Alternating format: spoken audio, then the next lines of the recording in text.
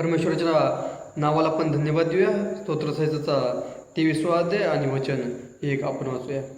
परमेश्वर माझा मेंढपाळ आहे, मला काही उणे पडणार नाही. या ठिकाणी दावीद राजा आपल्याला सांगतोय, परमेश्वर माझा मेंढपाळ आहे आणि मला कोणत्याही गोष्टीची उणे पडणार नाही.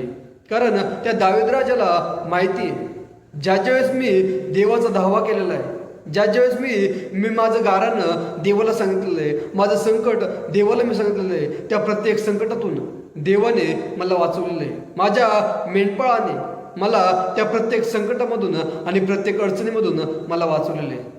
आज आपल्या प्रत्येकाला त्या येशूला, त्या देवाला सांगायचं आहे, त्या देवासाठी आपल्याला बोलायचं आहे. आपल्या संकटामध्ये, आपल्या अडचणीमध्ये ज्या आपल्या गरजा आहे, ज्या आपलं मागणं आहे, ज्या आपल्या विनंती आहे, ज्यावेळेस देवाला आपण आपला मेंढपाळ समजू आणि देवासाठी आपण बोलू, देवाला आपण आपलं संकट, आपल्या मागण्या, आपल्या विनंत्या ज्यावेळेस देवाला आपण सांगू, त्यावेळेस देव आपला मेंढपाळ होणार आहे आणि कोणत्याही गोष्टीची आपल्याला तो उणे पडू देणार नाही.